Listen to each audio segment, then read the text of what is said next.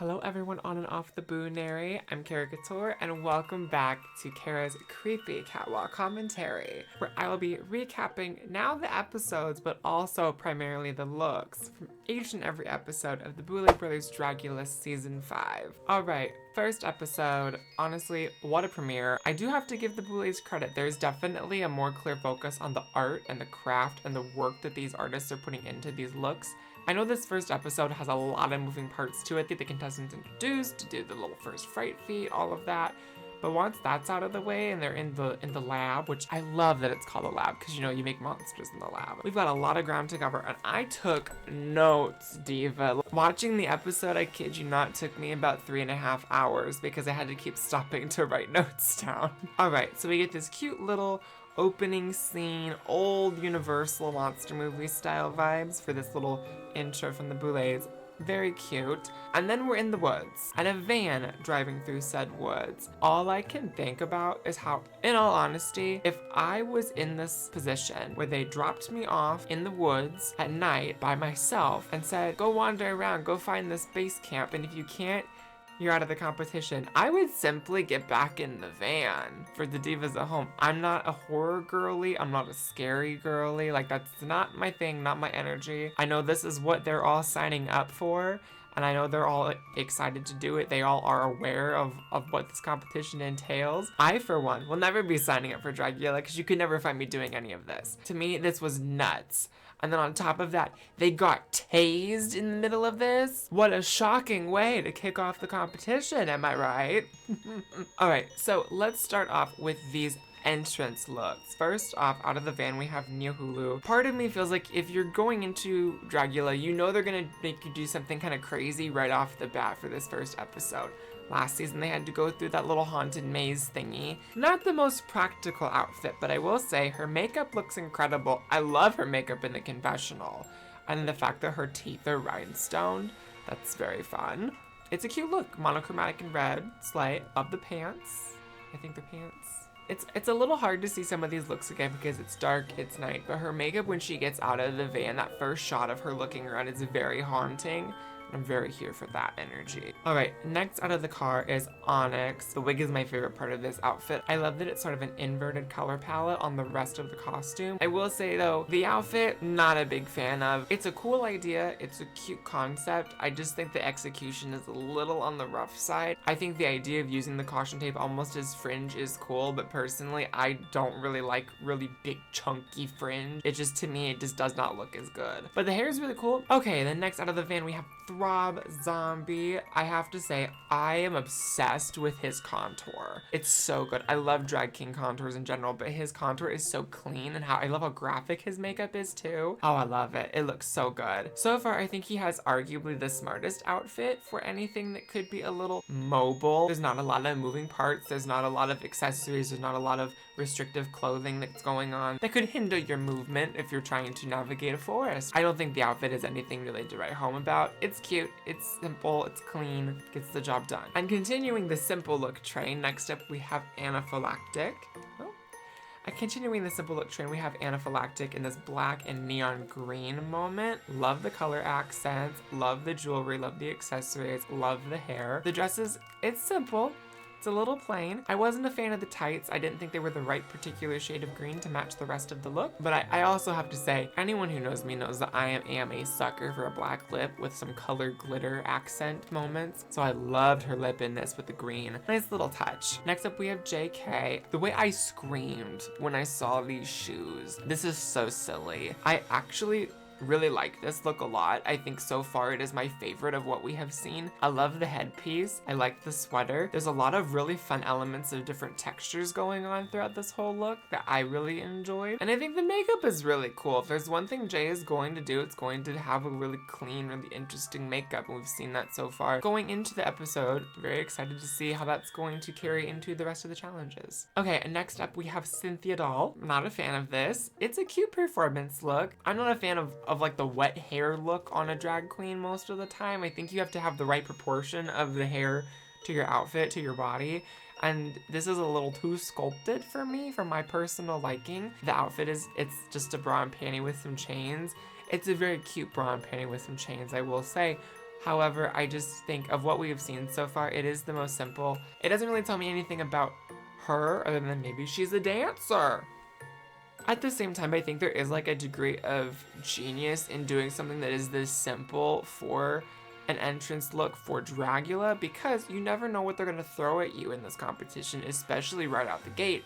So if you're going to be going through something like the Haunted Maze of last season, or something like they ultimately go through at the beginning of this season, where they have stuff thrown at you and you're potentially going in through water, like doing something that's a low stakes outfit, that's not something that's crazy and custom, that could get damaged very easily and is gonna be totally ruined after you've worn it for this, I think that is a smart idea. I've never been tased, but I imagine getting tased through bare skin would hurt absolutely way more. And then on top of that, I have no idea what the weather was like. So if it's ever so slightly chilly out there in the woods at night in California, whenever that was they filmed this, I'd imagine she's also cold. She's potentially wet if she went through the river. She's sticky because they threw fake blood all over her. She went through it. Next up we have Blackberry. And because of this outfit being black, it is kind of hard to read all the little details out in the woods at night, which is fine, but I love the proportion of it. I love the shoulders. I love the hat with it. I adore her makeup. It looks so good. Again, she's another one who's always going to be stamped. Love, love, love, love, love.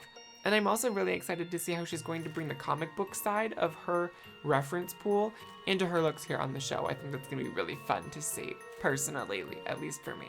All right, next up we have Jarvis, and I have to say the musical cue for when Jarvis is coming into the competition made me giggle, because it's this very like kind of Luigi's Mansion, like ooh, like, you know, scary ghost music. It seems very silly, and just like the energy that Jarvis has, and Jarvis has a few moments throughout this episode. He really gets some zingers in there that I was not like expecting at the time. Took me out just a little bit. I did get a few tee-hees out of Mr. Hammer here. This outfit is still giving me Liberace a bit. Still here for it. Love all the different textures. Love the print. I love all the different silvers going on in this. And can we also just talk about how good his makeup looked even after he had blood and everything splattered all over him? I think it just only enhanced it. Alright, next up we have Satana. It's cute, it's very Monster High, very much the type of energy I expected out of her, very much what I saw out of her in her promo that we talked a little bit about last time. For me, it's okay, it's cute, it's pink. I love the earrings. I personally don't think the earrings really make sense with the outfit all that much, but I love them regardless. They're very cute. Next up we have Fantasia, who I can honestly say had another one of my least favorite looks of the episode. It was just kind of plain.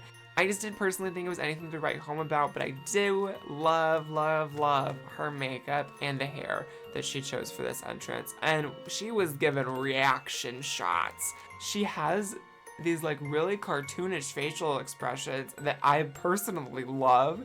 I feel like it's only a matter of time before this woman becomes a meme for something. All right, and last up out of the van, we have Orgotic, who I have to say, when I saw this face, I would be a little scared if I saw this coming out of a van late at night in the woods, or just walking around the woods in general. I saw on Twitter that Orgotic said that it was a reference to Eraserhead. At the same time, it was kind of giving me Nemesis from Resident Evil, but if Nemesis was a twink. In terms of the rest of the look, the coat, I think it's a cool look. It's a little plain, it's a little simple, but it does look very comfortable, so I imagine it's not anything that's particularly hard to maneuver in a situation like this, so it is ultimately, I think, a smart choice. They all make it through the Fright Feet, they all make it to the camp. Props to them, congratulations, work, slay, love that for them. Again, could not be me. Had I been put in that situation and one single person jumped out at me, I would be roundhouse kicking them. And I would probably end up with an assault charge in the process. So they're all standing around the fire, and Satana brings up the question of, just based off of these looks, who does everyone think is going home first? So she's already stirring the pot in this first episode, being the instigator in the group for the drama, which then brings out all kinds of personalities, and it just becomes everyone pointing fingers at each other very quickly. Cynthia says that Orgotic should go home. Orgotic says that Jay should go home. Jay says Blackberry. Onyx says Cynthia. Blackberry says everybody has to go home eventually for her to win, so whoever, she doesn't really care, I guess. Anna and Satana say each other. And then on top of that, Jarvis also says Satana because of her attitude. I'm sure Satana is a lovely person. She's a very talented artist. Personality-wise, based on this interaction and what we have seen of her so far, she's not my favorite. I probably would have had the same mentality as Jarvis. Throb and Yuhulu both say Fantasia. Personally, I wasn't really a fan of Throb's argument as to why Fantasia should go home first because she's not a monster. I think every now and then we get a contestant who seems to push that button for a lot of people. We've seen this before of somebody who is more of the traditional horror alt style performer telling someone who is more what they all see as the glam contestant of the season, the pretty girl or whatever, telling them that they're not a monster enough or judging them early for not being a monster enough. I just really don't want that for her. So this romp in the woods turns out to be their first fright feat of the season, and each of them gets a full set of Black Moon cosmetics. I think this is such a great first prize. I think it's pretty much a given that in any sort of competition space like this, not everybody is necessarily going to be on an even playing field when it comes to money, access, and opportunity. I suppose that it makes the competition a bit more equitable in a way. Makeup's expensive, it adds up really fast. Can you do a pretty fierce drag mug if you know what you're doing with drugstore makeup? Absolutely. But if you're doing the special effects stuff in different colors and, different skin tones, you're gonna need a lot of different products for that. Like, that's all stuff you can take home with you too. Like, it's gonna be great for all of them. And I think that it's great that that's what they all get at the beginning of the competition when, things are starting to heat up. So the Boulets appear and tell the monsters that their first floor show theme of the competition is terror in the woods. I think this is a really fun theme and there's a lot of room for creativity within that idea. What I think is fun about this challenge is that it's so broad, it's so open to interpretation that it really allows the monsters to marry it with their aesthetic and their style. For the first episode of the competition, I know they tend to like doing things where it's about showing your aesthetic through whatever the theme is, just so they can get an idea through a look of who you are as an artist, who you are as a performer. So I think doing a theme like this that's really broad makes a lot of sense for that sort of purpose. We then jump into the lab and we get to see a little sneak peek of all of the different looks that they're making. We get to see little bits of Cynthia, Orgotic, Blackberry, Jarvis, Yuhulu, and Jay. I believe that's everybody we see. This part of the show is arguably my favorite. I love seeing the production of how they're making everything and the reasoning and the techniques. Like, I really liked Jarvis talking about the distressing technique for his outfit, and I think it paid off really well in the final. And we see some really wild ones. Like, I still have no idea how Orgotic made those arms. They get the effect across, but they're still made in a very practical way. Now, let's get into the actual looks from this week's floor show. Just like last week, I designed a play-along look for this Terror in the Woods theme. Here is my look that I made for that right now.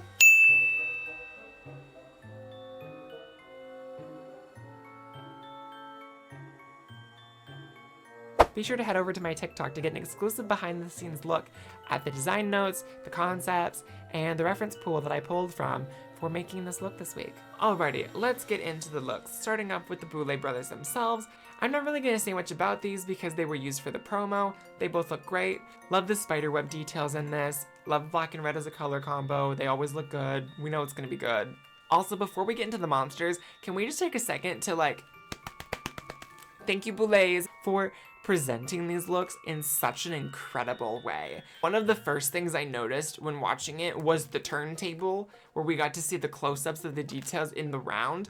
And as somebody who draws these looks quite often, one of my most infuriating things from the show is trying to get good reference photos for those drawings. I would love if the Boulets would release make a website or something where you could see just the 360 shot and then you can have it like a living model that you can turn.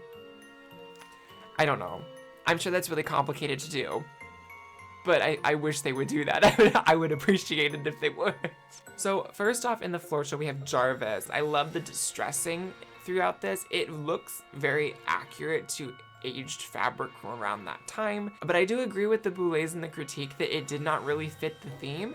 I was personally a little scared that he was going to be in the bottom. I'm surprised he wasn't in the bottom. I think the biggest issue with Jarvis's look was he overcomplicated it. I know he mentions in his interview in the lab that political messages in his drag is not something he does really all that much, if ever, because the challenge is to show who you are through the context of that challenge. And if you are not a performer who does a lot of political messaging through your drag, I don't know why you would choose to do that for your first challenge. personally. The makeup's cool, it's clean, looks great as always, but for me this was definitely on the lower end of the group. Alright, up next we have Fantasia Royale Gaga with this wonderful like witch shaman look. It reminds me just a smidge of Ariana Shami from Sin and Punishment Star Successor for the Wii, which I know is a very deep kind of a reference. I think a lot of it is the headpiece, the bird motif with the feathers, the kind of the staff, that energy. She kind of has given me a little bit of that. The shape of the hair, the volume of the hair in particular. I love the idea of this. I love the makeup and the headpiece. The outfit, it's fine, it's okay, it's not my favorite.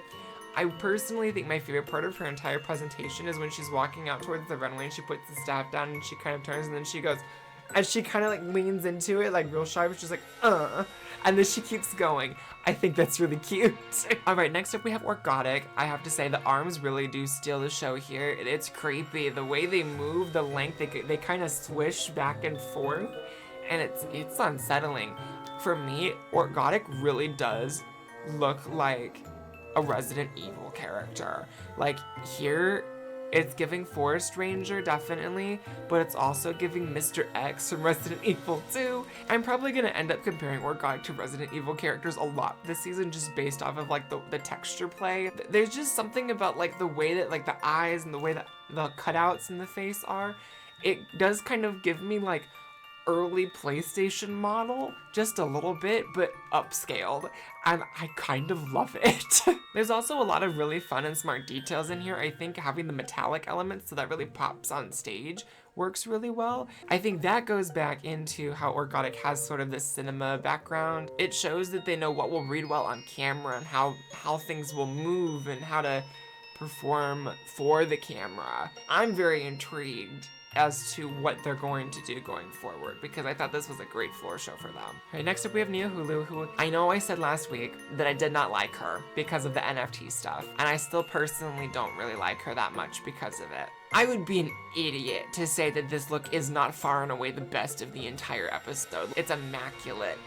I think my favorite part of it is it tells a full story. There are so many moving parts to this and so many details and elements. And despite her being in a full face prosthetic, I love that you still have that sense of her makeup with the rhinestones around the eyes, just to create that shape and that definition a little bit more. I don't know the actual name for the fox spirit that she is embodying with this look, but I got immediately. It's the particular ones that are more of tricksters and they deceive people by appearing as beautiful women.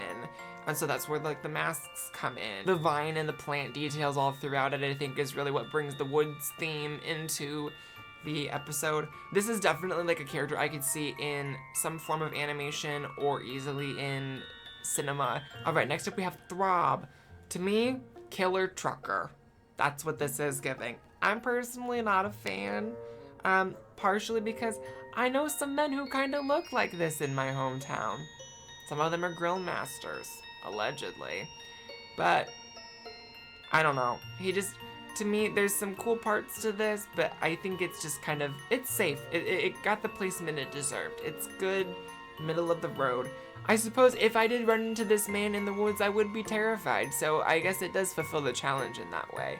But other than the flannel, I didn't really get the woods aspect of this as much as I would have liked to. Up next is Blackberry. I think conceptually, this is so fun. Execution-wise, there's some parts of it that I think are a bit of a miss. I get the idea is the sleeping bag, she's sleeping and disoriented because she's being stabbed with the skewers, she's kind of running around all over the place, she's wrapped up in the pillow. I love that the hair is built around the pillow. I think it makes it more interesting. I love the elements of like the plants and stuff that were in the hair to make it look like she'd been running through the woods.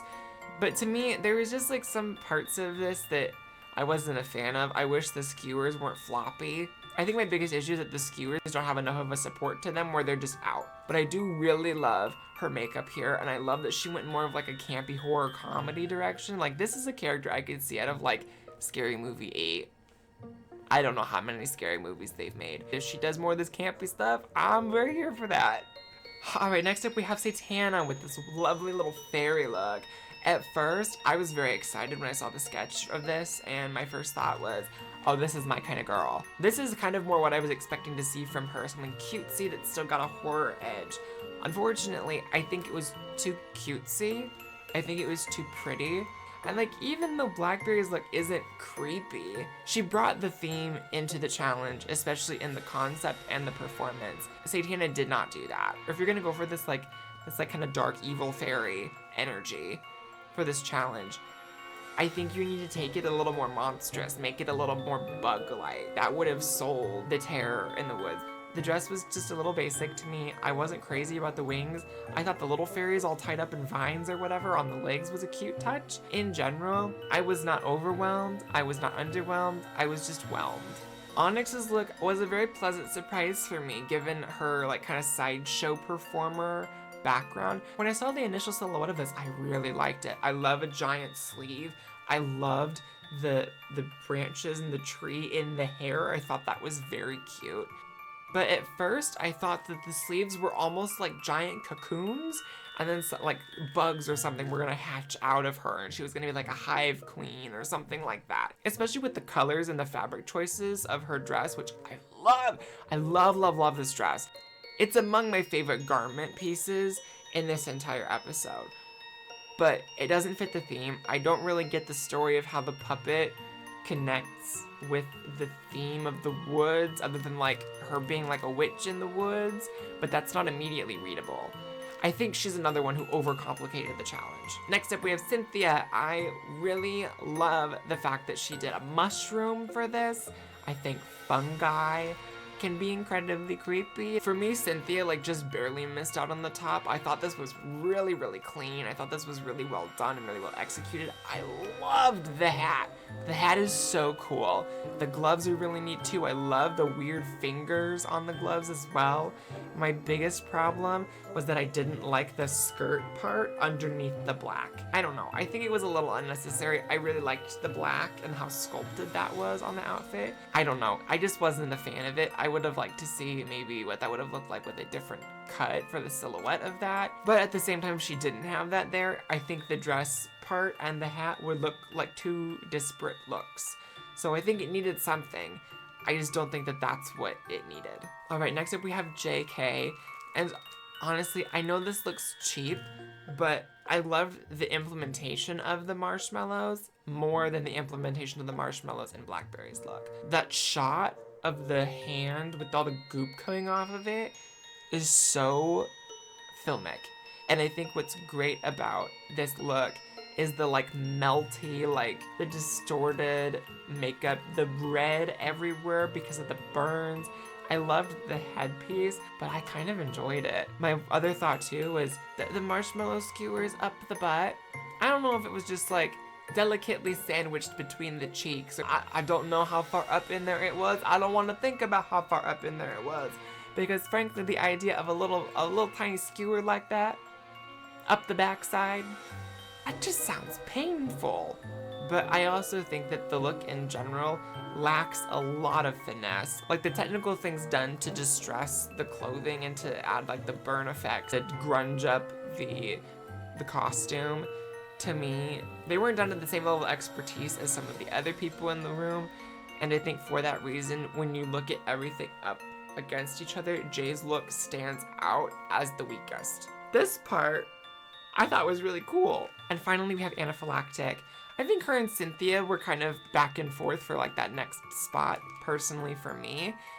Mostly because I immediately got this as Jenny Greenteeth, this like swampy hag witch who like comes up from the lake and with algae and all this like kind of aquatic element to her.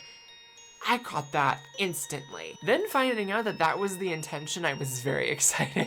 I think Anna's dress is another one of my favorite individual garment pieces from this episode. I think what they managed to do with taking this like beautiful bridal gown and adding the plants and the distressed elements and the aging and like the water damage and stuff to it, it works so well. My biggest problem with this look is the hair. I'm just not a fan of it.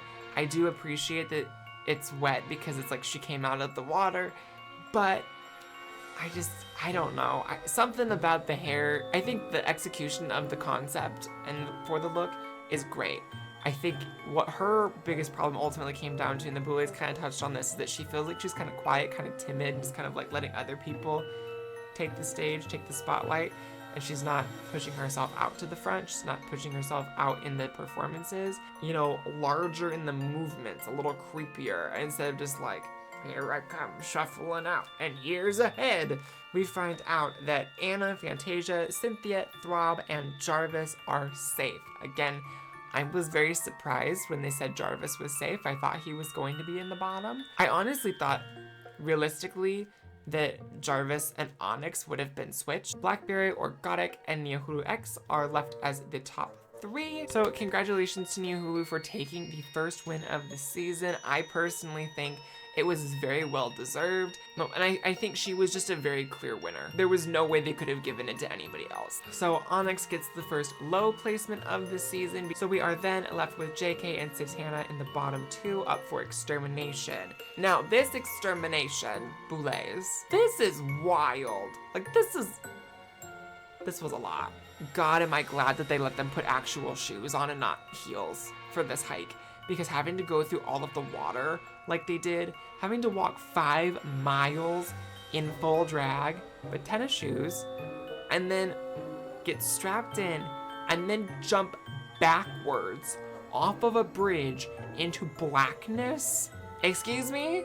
Props to them for both sticking to the challenge, doing it, and props to Satana's hair in particular. I thought that wig was a goner. She had that little sucker secured. But unfortunately, our first exterminated contestant this season is JK. Ultimate imposter treatment, getting stabbed up from beneath. I will say, I was kind of surprised that Jay was the first one to go, because Jay is all over the trailer. I think maybe the Boulets are going to give Jay one more chance. Overall, I thought this was a great first opener. It really does feel like they're going back to focusing on the art of the contestants, and I cannot wait for them to show even more behind the scenes things of them making their looks in the lab. Like I said last week, I was going to draw my favorite look from the promo set, and I did. And for this week, I have ultimately decided that I really want to do something cool that's not necessarily a normal fashion illustration with Fantasia Royale Gaga's shaman look. So be on the lookout for that pretty soon as well. And as always, if you enjoyed the review, be sure to like, comment, and subscribe. Help a doll out get to that 500 subscriber number so we can get monetized, divas. If you want to catch me live on Twitch, you can do that over at the link in the description. I just finished playing through Paranormasight this week. That game was wild, and I loved it. I also watched the Canada's Drag Race trailer today, and it looks like such a good season, and I really like this cast a lot. So maybe we'll talk about that. Maybe we'll do some Catwalk commentary for that show too. If you would like to see that, let me know down below. And as always, be kind to yourself. Give yourself a break. It's tough out there right now. And until next time, toodle-boo!